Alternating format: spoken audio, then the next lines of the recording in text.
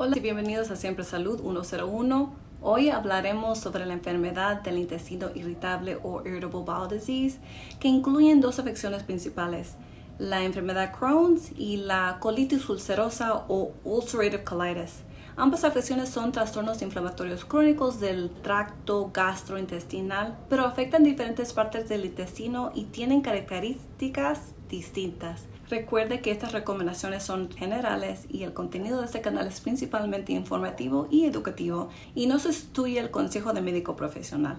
La enfermedad Crohn's puede ser dolorosa y debilitante y en ocasiones puede provocar complicaciones serias. Ubicación: Crohn's puede afectar cualquier parte del tracto desde la boca hasta el ano, pero afecta más comúnmente la parte final del intestino delgado, el ilio y el comienzo del colon. El ilio es la última y más larga sección del intestino delgado, que es específicamente responsable de la absorción de la vitamina B12 y de la reabsorción de sales biliares. Conduce a la inflamación, que se presenta en parches y puede afectar todas las capas y el grosor de la pared del intestino delgado. Síntomas: algunos de los síntomas asociados con la enfermedad de Crohn son dolor abdominal, diarrea, a menudo con sangre, reducción de apetito, pérdida de peso y fatiga. También puede causar complicaciones como estenosis, que es una área de estrechamiento, fístulas, que son conexiones anormales entre dos partes del cuerpo y generalmente ocurre debido a una lesión o cirugía, y finalmente la desnutrición. Desafortunadamente no existe una cura conocida para la enfermedad de Crohn's, pero las terapias pueden reducir sus signos y síntomas e incluso pueden lograr una revisión y una curación a largo plazo de la inflamación. Colitis ulcerosa. Para la mayoría de personas, los síntomas generalmente se desarrollan con el tiempo en lugar de aparecer repentinamente. Ubicación: afecta el revestimiento más interno del intestino grueso, que también se conoce como el colon. En el video anterior de la diverticulosis y la diverticulitis se identificaron las secciones del colon: el colon ascendente, el transverso, el descendente, seguido por el recto, que es la última parte del colon y antes del ano, donde es que salen las heces. Cuando la comida llega al recto, se ha reducido a los desechos sólidos y se parece a las heces, caca o pupú que vemos en el baño cuando vamos del 2. El recto retiene los desechos y absorbe el agua restante hasta que llega el momento de liberarlos. Inflamación.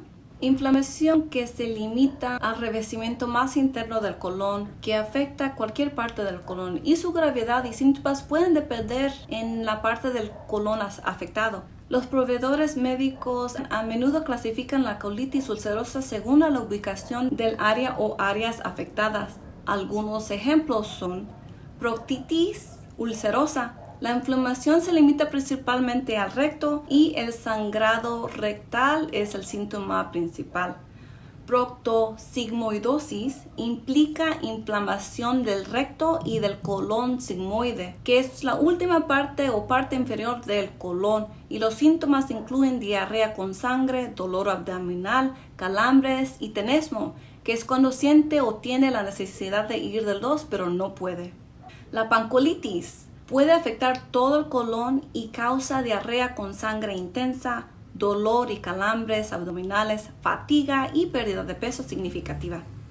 Síntomas. La gravedad de los síntomas depende de la ubicación de la inflamación, pero estos síntomas son los más comúnmente asociados con esta enfermedad: diarrea con sangre, dolor abdominal, urgencia para defecar y fatiga. Y en algunos casos graves puede provocar complicaciones como sangrado intenso, colon perforado e incluso hasta un riesgo mayor de cáncer del colon. Es posible que necesite atención médica para ayudar a controlar la afección y prevenir la deshidratación. Busque atención médica si tiene diarrea persistente que no mejora con medicamentos antidiarreicos sin receta, sangre en las heces o si tiene fiebre persistente e inexplicable que dure más de 1 o 2 días. Terapia de nutrición médica MNT para la enfermedad intestinal irritable. Los objetivos principales de la terapia de nutrición médica son aliviar los síntomas, mantener o mejorar el estado nutricional, favorecer la curación de la mucosa intestinal y prevenir complicaciones. A veces no es fácil saber qué alimentos comer para mantener el intestino sano, especialmente si padece de una enfermedad inflamatoria como la enfermedad Crohn's o la colitis ulcerosa.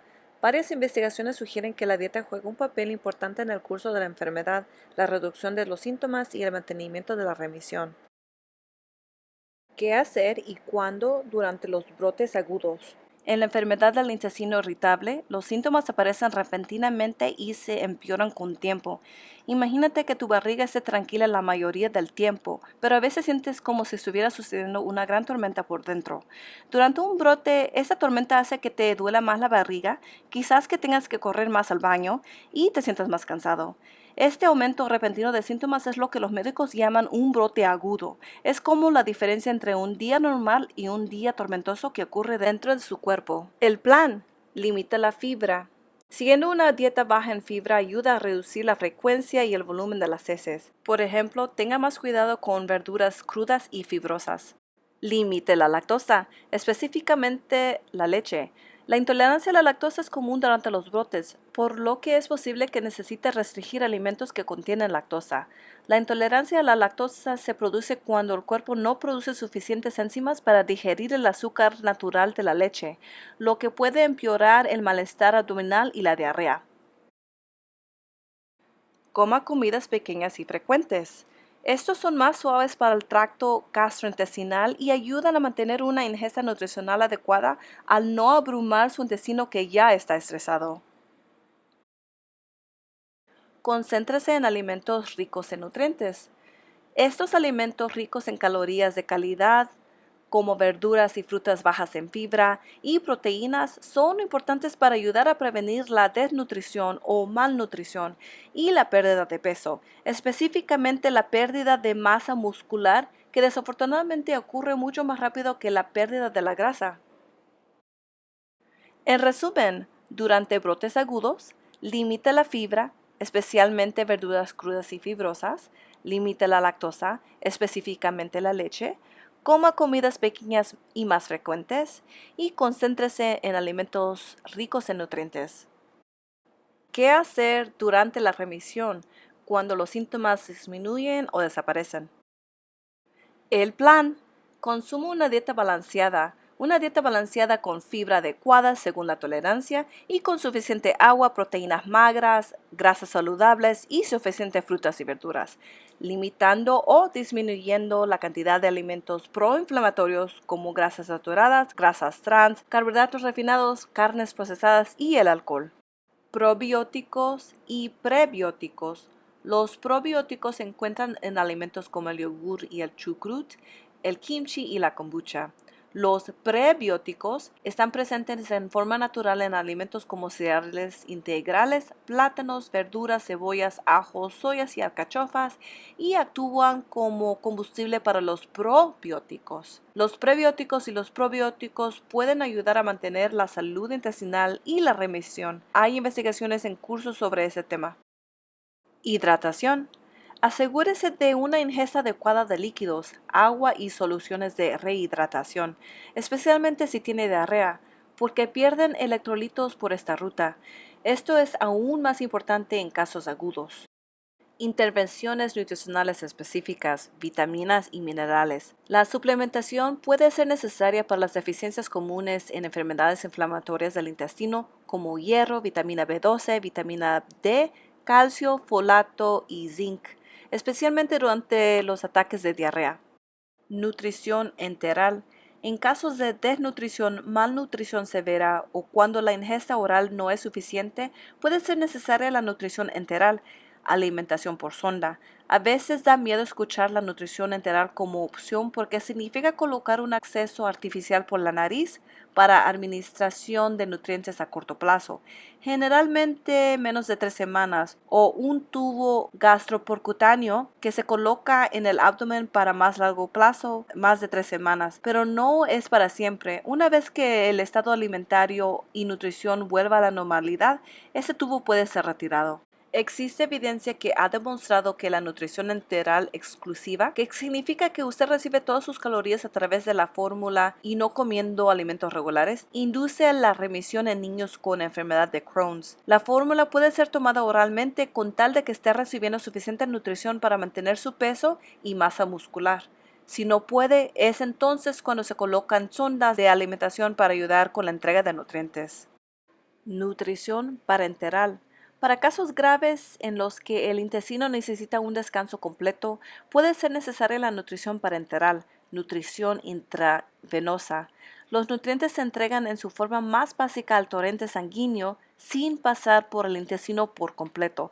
La nutrición parenteral solo debe usarse cuando el intestino no está funcionando, porque evitarlo y no usar el intestino durante un periodo prolongado también conlleva problemas. Intolerancias y alergias alimentarias, dietas de eliminación, identificando y eliminando alimentos específicos que desencadenan síntomas puede ayudar a controlar los síntomas. Los desencadenantes comunes incluyen ciertos carbohidratos como FODMAP, que significan oligosacáridos, disacáridos, monosacáridos y polioles fermentables, gluten y proteínas específicas. Más de FODMAP en otro video. La dieta de eliminación es uno de los primeros pasos para tratar de descubrir cómo controlar mejor su afección. Se necesita orientación, paciencia y tiempo para aplicarlo correctamente, así que lo explicaré con más detalle en otro video. Pero por ahora simplemente se eliminan por completo todos los alimentos desencadenantes comunes de la dieta y luego se reintroducen poco a poco uno por uno para identificar aquellos que empeoran o agravan los síntomas. Alimentos funcionales son cualquier alimento fresco o procesado mínimo al que se le atribuyen propiedades que favorecen la salud y o prevenir enfermedades, además de la función nutricional de aportar nutrientes o algo extra. Un ejemplo es la cúrcuma por sus propiedades antiinflamatorias. En resumen, una terapia nutricional médica eficaz para la enfermedad del intestino irritable implica un enfoque personalizado y adaptativo centrado en controlar los síntomas, mantener la salud nutricional y apoyar el bienestar general. Ahora, eso es todo por hoy. Espero que este video haya sido informativo y educativo para el manejo de tu salud intestinal. Si tienes preguntas o ideas para videos, déjalos en los comentarios. Y no te pierdas ninguno de ellos. Activa la campanita para recibir notificaciones cuando publique nuevo contenido. Y recuerda que tu salud empieza por ti. Hasta la próxima. Adiós.